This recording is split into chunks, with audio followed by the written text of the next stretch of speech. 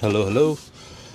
Welcome to Reluctant Call, the channel that I've created to just kind of go over, you know, my faith, my journey, discuss, the things between Catholicism, Orthodoxy, Protestants, and just trying to be the voice that I feel God's calling me to be, because I feel like God over the past couple of years has told me that, hey, you're opinionated. You should do it. Speak out about this. Do things about this. Tell others. And I feel like just saying things in the comments gets neglected. Doesn't get as much views or attention or anything. And I don't want the attention from me. But it all kind of started when I got back in the church a couple of years ago. But I grew up Southern Baptist. But, that's a story for another day. But I got back in the church with my family a couple of years ago, and when I saw the way they do the Eucharist compared to how Catholics and Orthodox do it, or if you don't want to call it the Eucharist, you want to call it the Lord's Supper, and I saw the way they did it there versus how I did it when I was growing up. There was no holiness to it. There was no reverence for it, and that bothers me.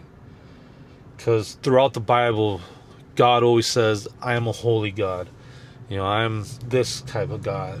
And you look at how the early Jews, when they had their church service done, no, not church service, but when they had their synagogue built, with Moses, Aaron, and all them, there was a process to everything. Everything had to be a certain way.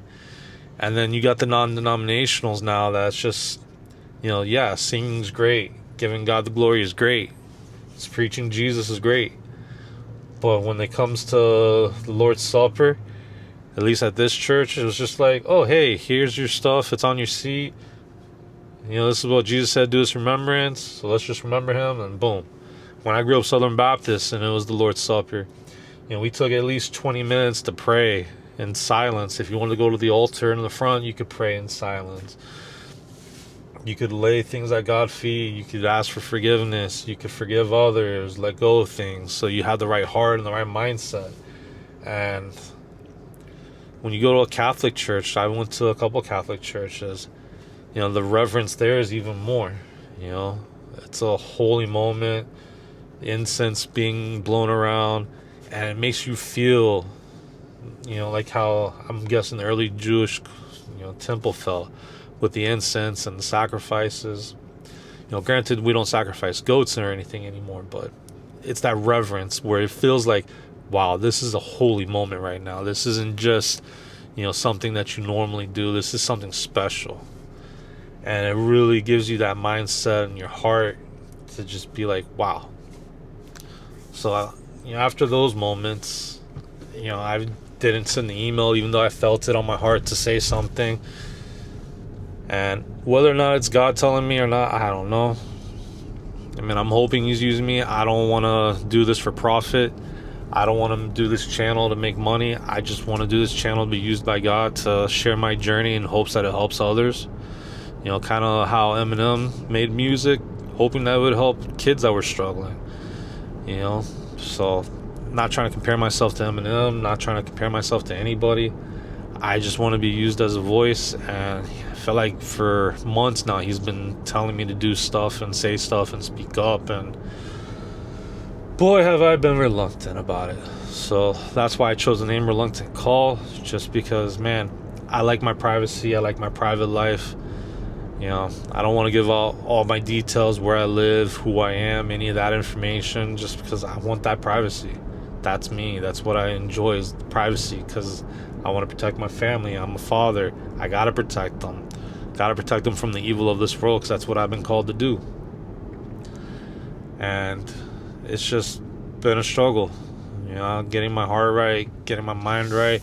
And then it was always that, your heart's not right. You got to get your heart right. You got to get in this. And then I also realized, like with Moses, God told him to go do something. He just made all these excuses, and God doesn't care if you're ready or not. He tells you to do something, just do it. It may not be easy. It may be difficult, but God's in control. And that's the truth at the end of the day. So that's kind of why I made this channel. it's just wanting to speak out about things, because I see Christians arguing with one another. The whole world's going to hell, and we're busy arguing which Christian is the right type of Christian. And it blows my mind that some people rather have that discussion while Susan over there is going to hell, and nobody's bothering to talk to her because they found somebody that was Orthodox. And some Protestants got to be like, no, you're not a Christian, you do this and this and this and this, that's not in the Bible. And it's like, whew.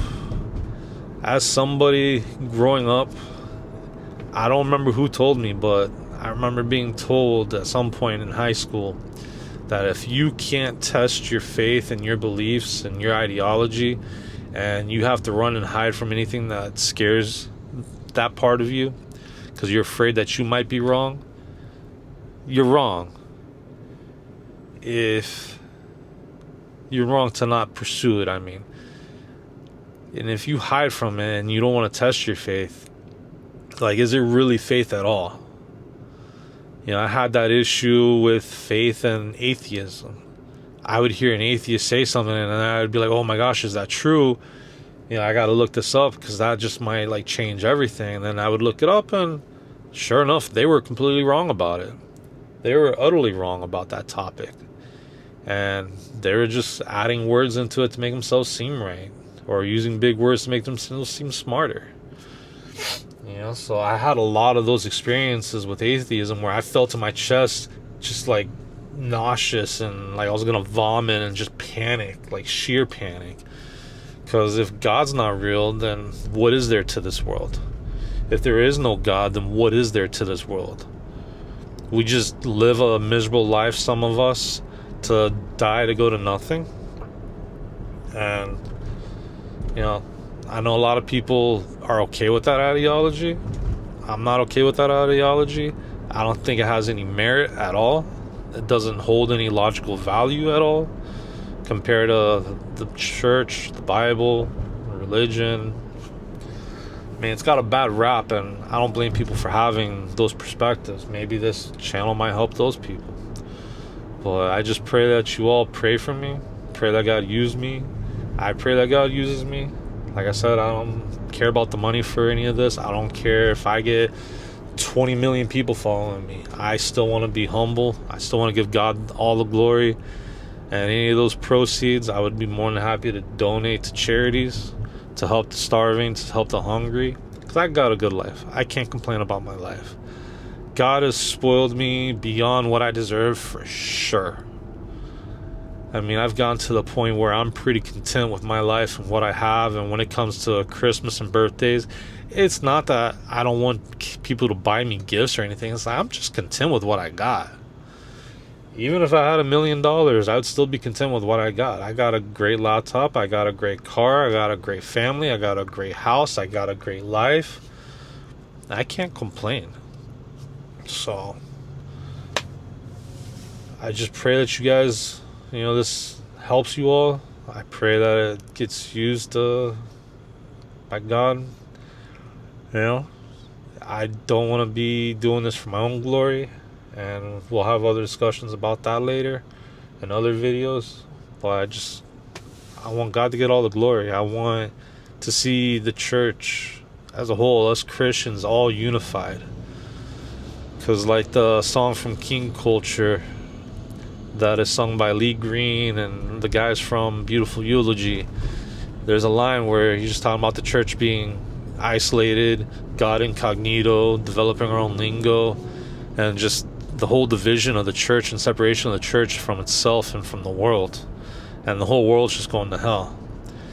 And when you really just sit there and you dwell in that uncomfortableness, that this is life. You only get one life.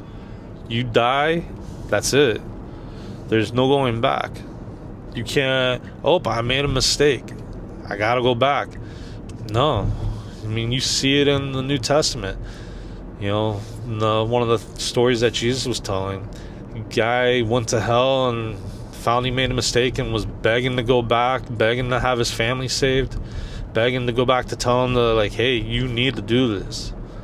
And that's the reality, and it's hard. And I think our minds try to stop us from seeing that reality, about really experiencing that reality and living in that moment.